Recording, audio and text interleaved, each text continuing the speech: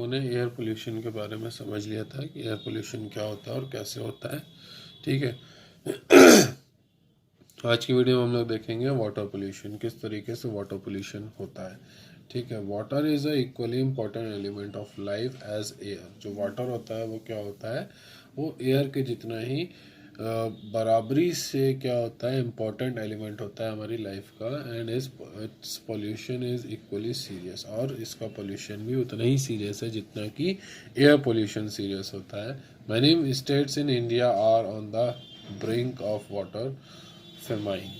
ठीक है। ज़्यादातर स्टेट्स जो हैं उसमें कई तरीके के वाटर सोर्सेज होते हैं। More serious is the problem of its pollution and contamination of water.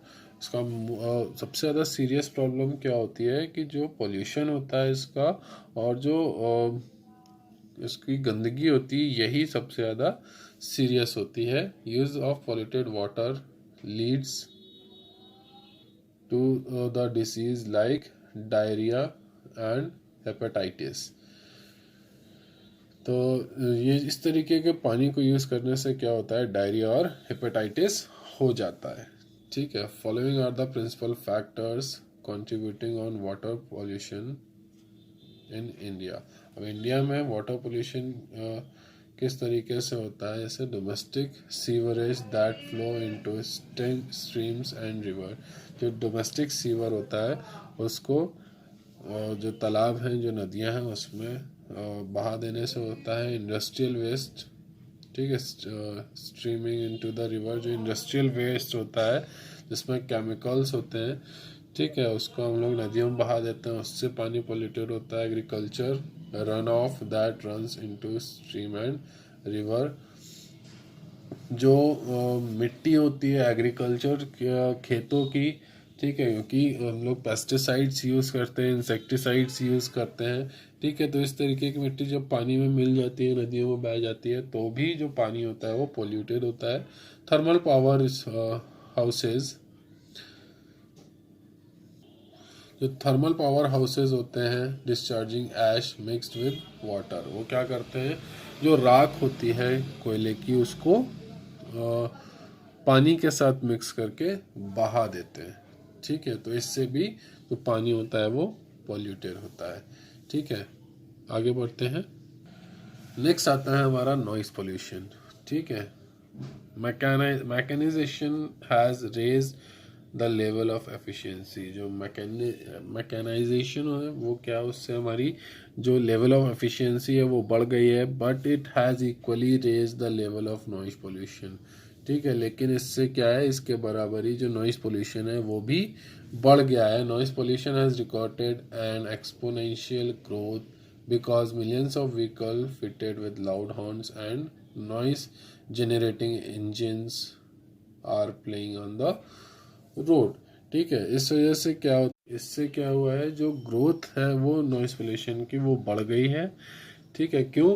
क्योंकि अब ज़्यादातर व्हीकलों में क्या लगा है कि लाउड हॉर्न्स लगने लगे हैं, उनके इंजन की तेज़ आवाज़ होती है जो कि रोड पे बहुत ही तेज़ी से आवाज़ करते हैं। ठीक है। आगे बढ़ते हैं। Excessive noise cause irritation and unnecessarily fatigue the body and the mind. Excessive ज़्यादा आवाज़ की वजह से क्या होता है, इरिटेशन होती है, और जो शरीर होती है वो अपने काबू में नहीं रहता है। फिर accordingly quality of life डिटोरिएट्स and efficiency is reduce. जो क्वालिटी ऑफ लाइफ है वो घटने लगती है, और जो एफिशिएंसी है वो भी कम हो जाती है। You may note the following source of noise pollution. अब नॉइस पोल्यूशन कहाँ कहाँ से होता है उसको हम लोग समझते हैं। जैसे sound produce by the vehicle engines, जो गाड़ियों के इंजन है उससे जो आवाज़ निकलती है। Sound produce by the industrial machines, जो इंडस्ट्रियल मशीन्स है उससे जो साउंड निकलती है उससे होता है। Sound produce by the house hold appliances like mixture grinder, water boosters and washing machines. ठीक है। जो भी साउंड प्रोड्यूस होती है हमारे घर की चीज़ों से, जिसमें कि मिक्सचर ग्राइंडर होता है, वाटर बूस्टर होता है, वॉशिंग मशीन होती है, उसके थ्रू। ठीक है। आगे बढ़ते हैं इसी में। नेक्स्ट है हमारा exploitation, excessive exploitation of natural resources. हम किस तरीके से अपने नेचुरल रिसोर्सेज को ज़्यादा बर्बाद कर रहे हैं। ठीक है। Second aspect of environmental problem relates to excessive exploitation of natural resource और degradation of resources. ठीक है, ये जो environmental problem का जो दूसरा सबसे बड़ा aspect है वो क्या है हमारा, जो exploitation of natural resources है. ठीक है, natural resources refers to forest, minerals, soils etc. Natural resources में क्या आता है, फॉरेस्ट आते हैं, मिनरल्स आते हैं, सॉइल्स आती हैं, ये सब आते हैं. Natural resources are also called natural capital. जो नेचुरल रिसोर्सेज होते हैं उनको हम नेचुरल कैपिटल भी बोलते हैं. फॉलोइंग ऑब्जर्वेशन में भी नोटेड इन दिस रिगार्ड. इसके रिगार्ड में कुछ ऑब्जर्वेशन हैं, इसको देखते हैं हम लोग. चलिए, ठीक है. In order to achieve economic growth man needs natural capital along with physical capital. Economic growth के लिए आदमी को क्या चाहिए, नेचुरल कैपिटल भी चाहिए, साथ ही साथ फिजिकल कैपिटल भी चाहिए. As a result, to increase in production there is depreciation of both physical capital and natural capital. ठीक है, इसके रिजल्ट में प्रोडक्शन को बढ़ाने की वजह से क्या हुआ है, जो नेचुरल कैपिटल है और जो फिजिकल कैपिटल है दोनों में ही कमी आई है. Often we make provision for the replacement of physical capital. ठीक है, फिर भी हम क्या कर हमने एक प्रोविजन बनाया है किसके लिए, फिजिकल कैपिटल के रिप्लेसमेंट के लिए. बट द डेप्रिसिएशन और degradation of natural capital is often ignored और पुअरली एड्रेस्ड. लेकिन फिर भी जो डेप्रिसिएशन या डिग्रेडेशन है नेचुरल कैपिटल का, उसको हम लोग पूरी तरीके से इग्नोर कर रहे हैं और उनको गंदे तरीके से यूज कर रहे हैं. ठीक है, आगे बढ़ते हैं इसी में. Let us attempt a brief description of the problem of deforestation and degradation of land. Deforestation क्या होता है?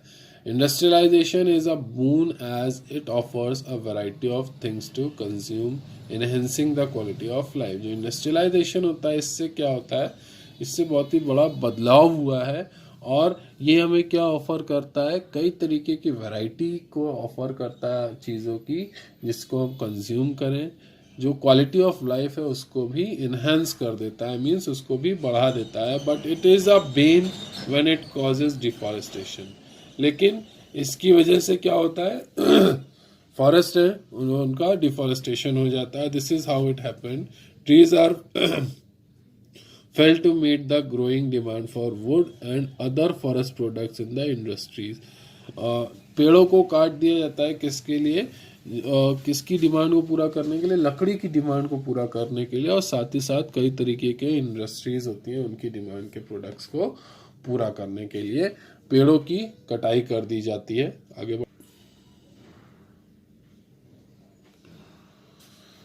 आगे है industrialisation leads to urbanisation and urbanisation induce deforestation. Industrialisation से क्या हो गया है कि जो अर्बन एरियाज हैं वो फैलते चले जा रहे हैं और इस वजह से क्या होता है, जो फॉरेस्ट हैं उनको भी काटते चले जा रहे हैं. More and more forest are cleared for the development of townships. ज़्यादा से ज़्यादा पेड़ काट दिए जा रहे हैं टाउनशिप्स को डेवलप करने के लिए. Industrialisation a part requirement of wood by the household also leads to deforestation. Industrialisation के अलावा जो हाउस होल्ड्स होते हैं उनकी लकड़ी की ज़रूरत को पूरा करने के लिए भी पेड़ों की कटाई की जाती है. क्यों? क्योंकि वो लकड़ी को एज अ फ्यूल यूज़ करते हैं. In India explosive population size has contribute to explosive demand for firewood. India में क्या है, जो पॉपुलेशन का जो एक्सप्लोजन है, इस वजह से जो डिमांड है फायरवुड की वो भी एक्सप्लोड हो रही है. ठीक है, consequently tree falling has happened at the rapid pace.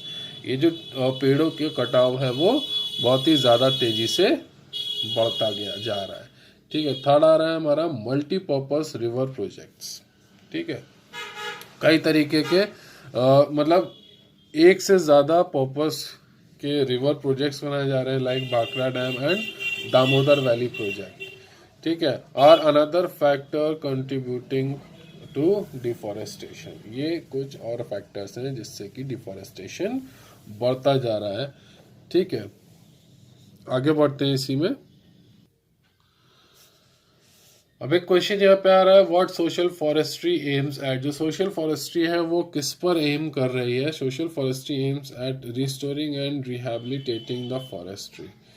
जो सोशल फॉरेस्ट्री है, मतलब जो फॉरेस्ट के लिए सोशल वर्क कर रहे हैं, उनका मेन मोटिव क्या होता है जो फॉरेस्ट है उनको रिस्टोर करना, उनको रिहैबिटेट करना, ठीक है। It amounts to reversing the process of deforestation. इसका मेन मोटिव क्या है, जो डिफॉरेस्टेशन का प्रोसेस है उसको रिवर्स करना। Spreading the vegetation cover on land, जो ज़मीन है उस पर वेजिटेशन कवर करना, on further enhance the area under forest, और जो भी एरियाज है उनको फॉरेस्ट के अंदर ही इनहेंस करना।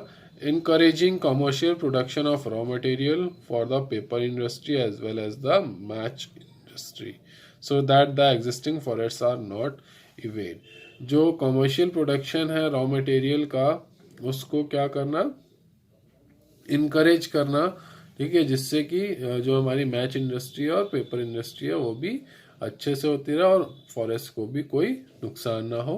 Encouraging the growth of fast growing tree meeting the emerging requirement of timber as well as firewood. जो ग्रोथ होती है मतलब हमें ऐसे पेड़ों को ज़्यादा लगाना चाहिए जिनकी ज़रूरत फायरवुड और टिम्बर में ज़्यादा है, जो कि बहुत तेज़ी से बढ़ते हैं, generating employment opportunities through afforestation, ठीक है। अफॉरेस्टेशन के थ्रू एम्प्लॉयमेंट अपॉर्चुनिटीज़ को भी जनरेट करते रहना चाहिए, ठीक है।